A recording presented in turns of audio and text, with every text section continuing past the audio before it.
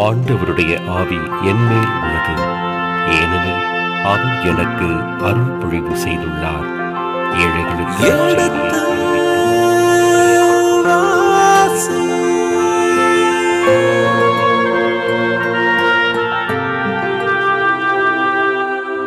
எடுத்து வாசி.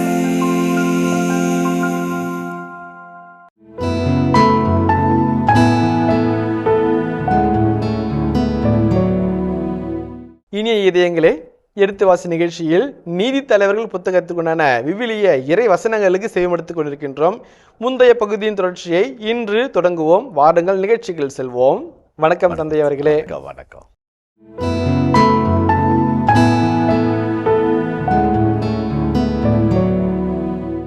இணைச்சற்று நூல் 18ஆம் அதிகாரம் 1 முதல் 5 வரை இறைவாசல வாசிப்போமே. லேவிய குருக்களும் அனைத்து லேவிய குலத்தாரும் இஸ்ரேல் மக்களிடையே பங்கும் சொத்துரிமையும் இல்லை. ஆண்டவருக்கென செலுத்தப்படும் எரிபலிகளையும் அவருக்கே உரியவைகளையும் அவர்கள் உண்பார்கள். அவர்கள் சகோதரர்கள் நடுவே அவர்களுக்கு உரிமை சொத்து இல்லாதிருக்கட்டும். ஆண்டவர் அவர்களுக்கு வாக்களித்தபடி அவரே அவர்களின் உரிமை சொத்து. மக்களிடமிருந்து குருக்களுக்கு சேர வேண்டிய உரிமை ஆவது, பலியிட வருவோர் பலியிடும் ஆடு மாடு இவற்றின் முன்னந்தொடை தாடைகள் இறப்பை ஆகியவற்றை குருவுக்கு கொடுக்க வேண்டும். உன் தானியம் திராட்சை ரசம் எண்ணெய் இவற்றின் முதற் பலனையும் கத்தரித்த ஆட்டு மயிரின் முதற் பங்கையும் அவனுக்கு கொடுக்க வேண்டும். ஏனெனில் அவனும் அவன் புதல்வர்களும் உன் கடவுளாகிய ஆண்டவர் பெயரால் அவர் முன்னிலையில் என்றென்றும் ஊழியம் செய்யும்படி அவர் அவனை உங்களது குலங்கள் அனைத்திலிருந்தும் தேர்ந்து கொண்டார். இப்போ லேவியருக்கென்று சொந்தமான நிலம் கிடையாது, அவருக்கென்று எந்த ஊதியமும் கிடையாது. ரொம்ப அழகாக சொல்லுது 18ஆம் அதிகாரம் 1-2 இறைவார்த்தைகள். அவருக்கென்று எந்த ஊழியமும் கிடையாது. அந்த பழிப்பொருள்களிலிருந்து வருகின்ற பொருட்களிலிருந்து, அந்த பழிப்பொருட்களின் பங்கிலிருந்து அவர் அதனுடைய பலனை பெற்றுக்கொள்ள வேண்டும் என்று விழி சொல்கிறது.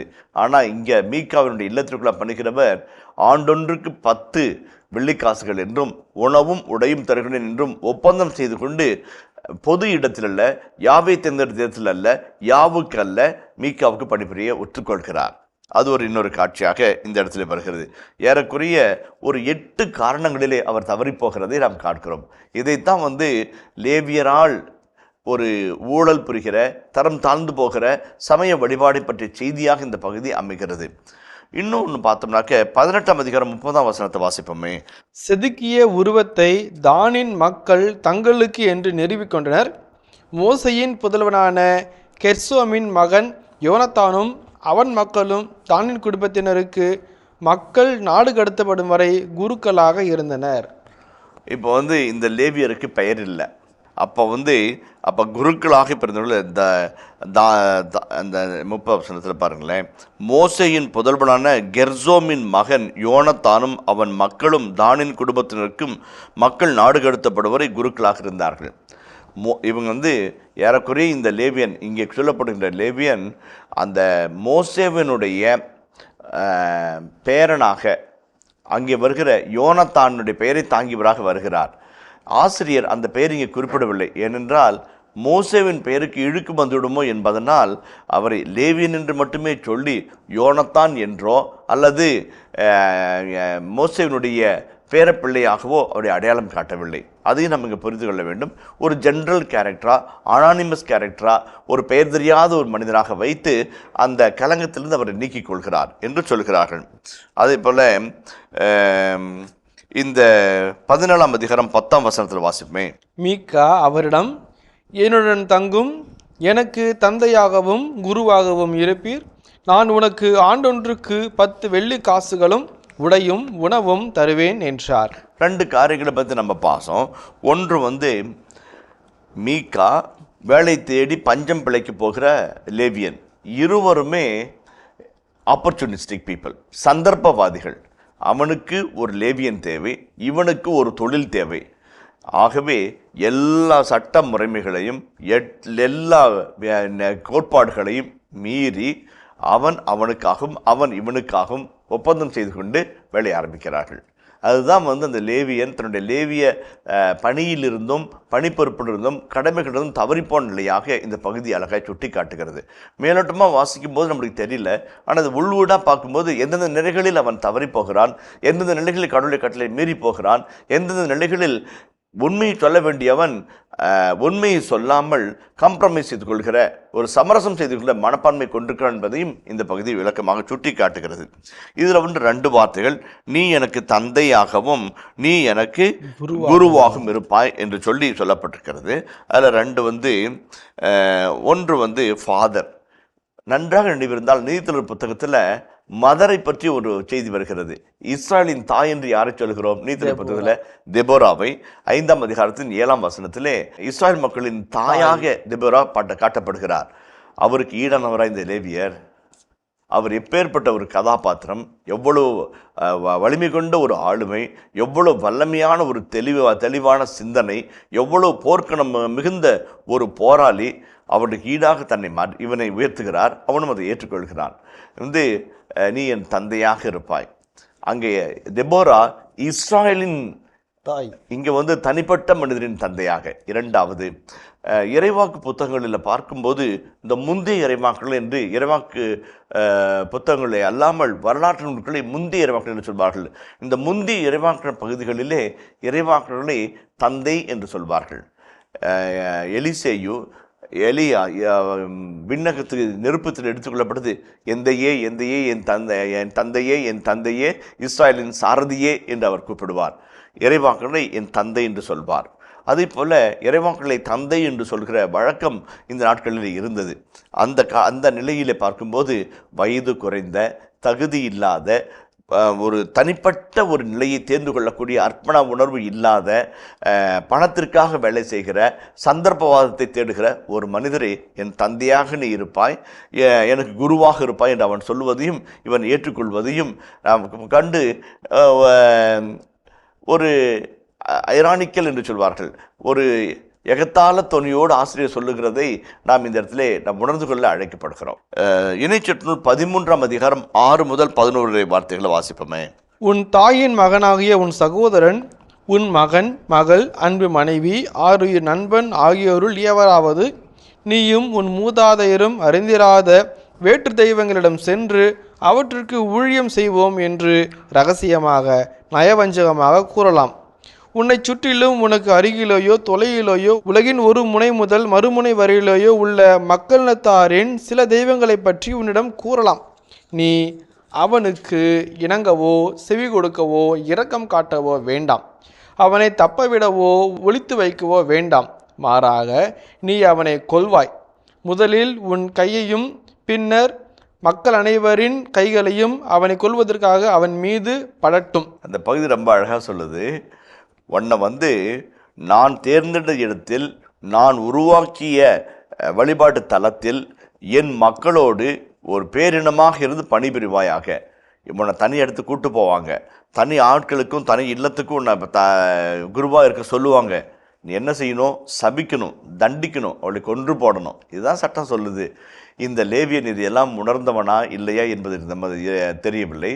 அப்படி அவன் உணர்ந்திருந்தால் இவற்றை எல்லாம் கார்பெட் கடியில் போட்டுட்டு ஒரு சமரச வேலைப்பாட்டுக்குள்ளாக இறங்கி போகுவதை இந்த பகுதி சுட்டி காட்டுகிறது. ஆண்டவருக்கு ஊழியனாக இருப்பதை விட ஒரு பணக்காரருக்கு ஊழியனாக இருப்பதில் அர்த்தமும் பயனும் இருப்பதாக அவன் உணர்கிறான்.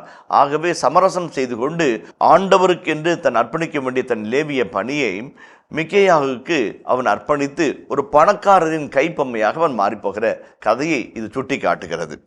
மலாக்கி புத்தகம் 2ஆம் அதிகாரம் 1-2 வசனங்களை வாசிப்போமே. இப்பொழுது குருக்களே, உங்களுக்கு நான் தரும் கட்டளை இதுவே. என் பெயருக்கு மாற்றளிக்க வேண்டும் என்பதை உங்கள் இதயத்தில் பதித்து கொள்ளுங்கள்.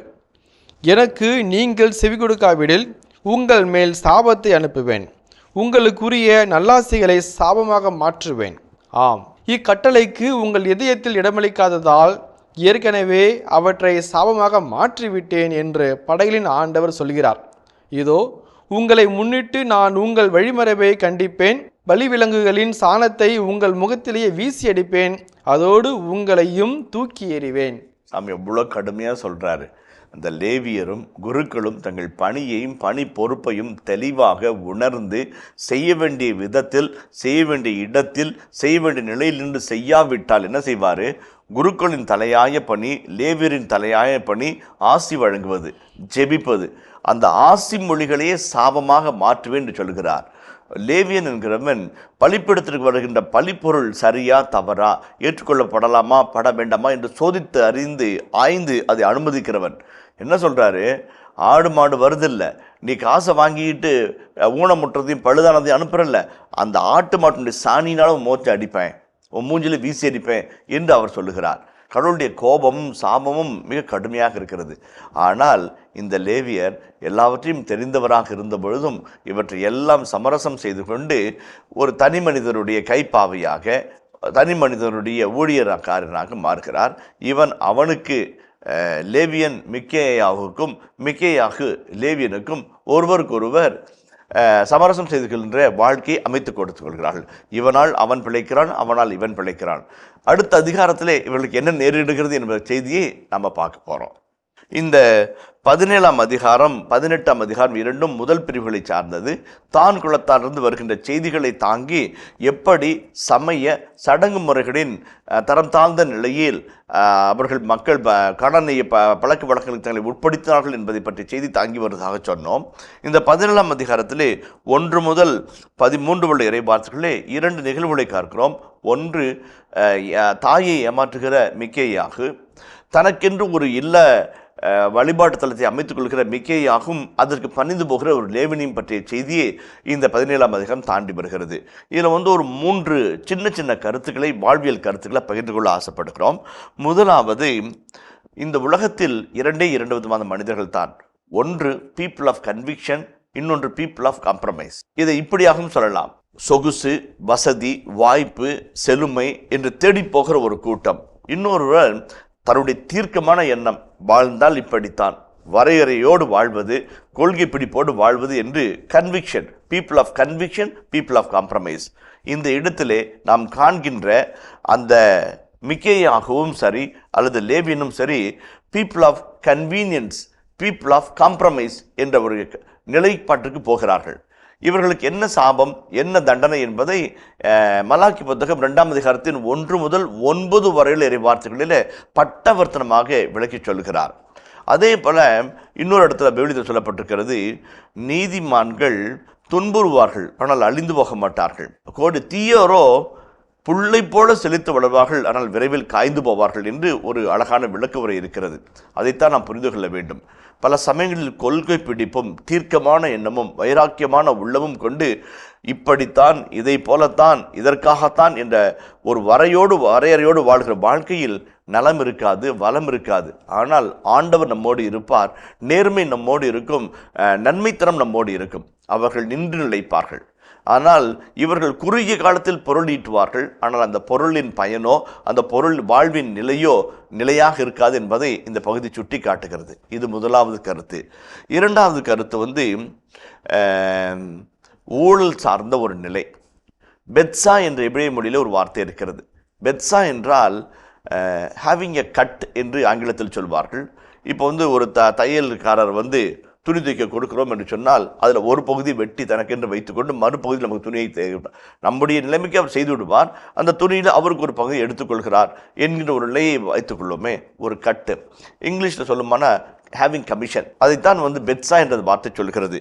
இந்த இடத்திலே அந்த வார்த்தையின் விளக்கம், அந்த வார்த்தையினுடைய சொல் பயன்படுத்தப்படாவிட்டாலும் ஒரு ஊழல் மிகுந்த உறவு நிலையை இது சுட்டி காட்டுகிறது. லேவியன் தன்னுடைய எல்லா பணிநிலைகளிலிருந்தும் புனித தன்மையிலிருந்தும் தாழ்ந்து போகிறதையும், மிக்கேயாகு தனது சுயநலத்திற்காக ஒரு லேவியனை தன் இல்ல வழிபாட்டு தலத்திற்கு குருவாக நியமித்துக் கொள்வதையும், அவன் இளைஞனாக இருந்த போதும் நீ என் தந்தையாக இரு, நீ என் குருவாக இரு என்று அவரை உயர்த்தி வைப்பதும் கண்கூடாக காண்கிற ஒரு காட்சி. இந்த காட்சி நிறைய சமயத்தில் அன்றாட வாழ்க்கையில் மிகப்பெரிய ஒரு சவாலை நம் கண்பாக வைக்கிறது. ஒரு சில மனிதரிடத்தில் நம்ம பார்ப்போம், லஞ்சமே கொடுக்க மாட்டேன், குறுக்கு வழியில் போக மாட்டேன், நேர்மையாக நடப்பேன், நல்லது மட்டும்தான் செய்வேன், நல்லதுக்காக மட்டும்தான் துணை போவேன் என்று இருப்பவர்கள் நிறைய நேரங்களில் துன்பப்படுகிற, வருத்தப்படுகிற, பாதிக்கப்படுகிற உலகிற்குள்ளாக அவர்கள் நுழைகிறார்கள். ஆனால் இதே சமயத்தில் எல்லா இடத்துலையும் அட்ஜஸ்ட் பண்ணிக்கிட்டு எல்லா இடத்துலையும் கம்ப்ரமைஸ் பண்ணிக்கிட்டு எல்லா இடத்துலையும் வளைந்து கொடுத்து நெளிந்து கொடுத்து போகிற மனிதர்கள் செழிப்போடு போகிறார்கள். இதுதான் பைபிள் அழகாக சொல்லப்பட்டிருக்கிறது. நல்லவர்கள், ஆண்டுடைய கட்டளை பின்பற்றி வாழ்கிறவர்கள், ஆண்டுடைய கட்டளை சிந்திக்கிறவர்கள் வாய்க்கால் ஓரம் நடப்பட்ட மரத்தை போல ஆண்டு முழுதும் கனிதரும் மரத்திற்கு அவர்கள் ஒப்பாவார்கள். தீயோரோ அவர்கள் செழுமையாய் வளமையாய் தெரிவார்கள், ஆனால் காற்றோடு காற்றாய் பறக்கும் பதல் போன்றவர்கள் என்று முதல் திருப்பாடல் வெகு அழகாய் படம் பிடித்து காட்டுகிறது. இதுதான் ரொம்ப முக்கியம். மத்திய 7ஆம் அதிகாரம் 24 முதல் 27 வார்த்தைகளில் அறிவாளி யார், முட்டாள் யார் என்பதை இயேசு அழகாய் படம் பிடித்து காட்டுகிறார். நீ நீதியின் மீதும் நன்மைத்தனத்தின் மீதும் உண்மையின் மீதும் இறை வார்த்தையின் மீதும் இறை சட்டங்களின் மீதும் நீ நடப்பாயானால் பாறை மீது வீட்டை கட்டி அறிவாளிக்கு ஒப்பாவாய். இல்லை என்றால் அழகான வீடு, வளமான வாழ்வு, சொகுசான வாழ்வு நிலைகள், மழை வருகிறது, வெள்ளம் பெருக்கெடுத்து ஓடும், காற்று சுழன்றடிக்கும், வீழ்ந்தது பெறுதன் அழிவு. ஏனென்றால் அது மணல் மீது கட்டப்பட்டது. இந்த பகுதி அழகாக சொல்லுது நமக்கு, நீங்கள் எதன் மேலே உங்கள் வாழ்க்கையை கட்டி அமைக்க போகிறீங்க? உங்களுடைய சொகுசுக்காக, உங்களுடைய வசதிக்காக, உங்களுடைய வாய்ப்புக்காக காம்ப்ரமைஸ் பண்ணிக்க போகிறீங்களா, அல்லது எந்த நிலையிலும் நான் நானாக இருப்பேன் என்று வாழக்கூடிய வாழ்முறையை தேர்ந்து கொள்ளப் போகிறீர்களா என்ற ஒரு கேள்வியை நமக்கும் வைக்கிறது, அன்றைய சமூகத்திற்கும் அது வைக்கிறது. அதுதான் அந்த சமய சடங்கு முறைகளில் தரம் தாழ்ந்த ஒரு நிலையை இந்த பகுதி சுட்டி காட்டுவதாக நம்ம உணர்கிறோம். நன்றி நன்றி தந்தை அவர்களே. நீங்கள் சொல்லிய பொழுது எனக்குள் இந்த 6வது வசனம்தான் மனசுக்குள் ஓடியது. நல்ல காலம் அப்பா, எங்களுக்கு அரசு இல்லாமல் இல்லை. ஏனென்றால் நாங்கள் எங்கள் போக்கிற்கு விவிலியத்தை ஏதோ ஒன்று சொல்லாமல் எங்களுக்கு என்று விளக்கி சொல்ல நல்ல குருக்கள் இருக்கிறார்கள். நல்ல அதிலும் பண்பட்டு முதிர்ச்சி அடைந்து முனைவர் பட்டமெல்லாம் பெற்ற குருக்கள் இருக்கிறார்கள். எனவே நம்மை பொறுத்த வரைக்கும் எந்த ஒரு இக்கட்டான நிலைக்கு கடவுள் நம்மை விட்டுவிடவில்லை, நம்மளை காப்பாற்றி இருக்கின்றார் என்ற ஒரு ஆறுதல் கிடைக்கின்றது தந்தை அவர்களை. இனி இதயங்கள் இதுவரை நாம் நீதித்தலைவர்கள் புத்தகத்தின் 17ஆம் பிரிவுக்குண்டான விவிலிய விளக்கங்களுக்கு செவிமடுத்திருக்கின்றோம். இனி இந்த பிரிவின் இறை வசனங்களுக்கு செவிமடுப்போம். நீதி தலைவர்கள் நூல் அதிகாரம் 17. எப்ராயிம் மலை நாட்டை சார்ந்த ஒரு மனிதர் இருந்தார். அவர் பெயர் மீகா. அவர் தம் தாயிடம், உம்மிடமிருந்து 1100 வெள்ளி காசுகள் திருடப்பட்டதை பற்றி என் காதுபட சபித்து கூறினீரா? இதோ அந்த வெள்ளி காசுகள் என்னிடமே உள்ளன, அவற்றை எடுத்தவன் நான்தான் என்றார். அப்பொழுது அவர் தாய், என் மகனே, ஆண்டவர் உனக்கு ஆசி வழங்குவாராக என்றார். அவர் 1100 வெள்ளி காசுகளை தம் தாயிடம் திருப்பிக் கொடுக்க, அவர் தாய், என் மகன் உனக்காக என் கையிலிருந்து இந்த வெள்ளி காசுகளை ஆண்டவருக்கு நேர்ச்சையாக அர்ப்பணிக்கின்றேன். அவற்றை கொண்டு செதுக்கிய உருவத்தையும் வார்ப்பு சிலையையும் செய்து கொள். எனவே அவற்றை இப்பொழுதே உன்னிடம் திருப்பித் தருகின்றேன் என்றார். அவர் தம் தாயிடம் திருப்பிக் கொடுத்த வெள்ளி காசுகளிலிருந்து அவர் தாய் 200 வெள்ளி காசுகளை எடுத்து அதை தட்டானிடம் கொடுத்தார்.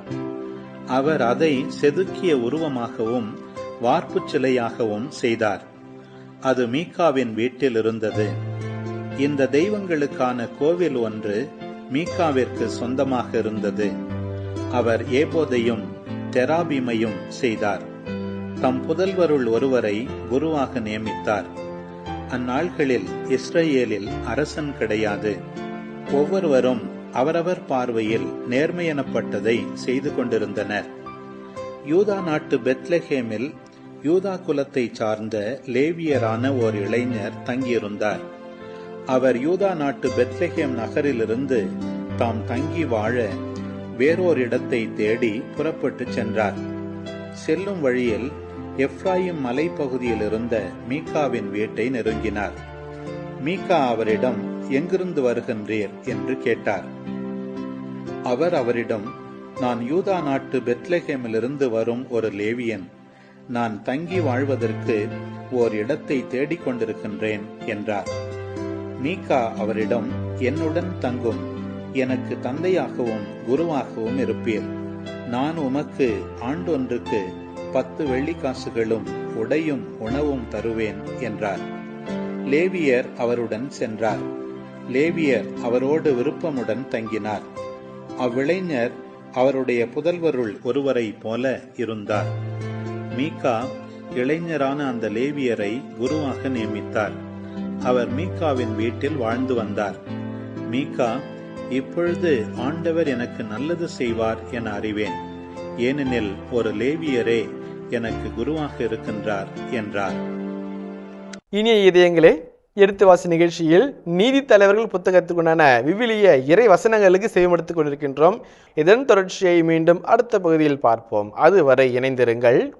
இயேசுவுக்கே புகழ், மரியே வாழ்க. இந்த பகுதி 18ஆம் அதிகாரம் 1 முதல் 31 வரை இறைவார்த்தைகள் ஒரு விவிலிய ஆசிரியரின் பார்வையிலே ஒரு மாஸ்டர் பீஸ் என்று சொல்வார்கள். அந்த நகலா என்பதற்கு இறைவனின் பேட்ரிமனி, தந்தை வழி சொத்து, தந்தை வழி பங்கு என்று அர்த்தமாகும்.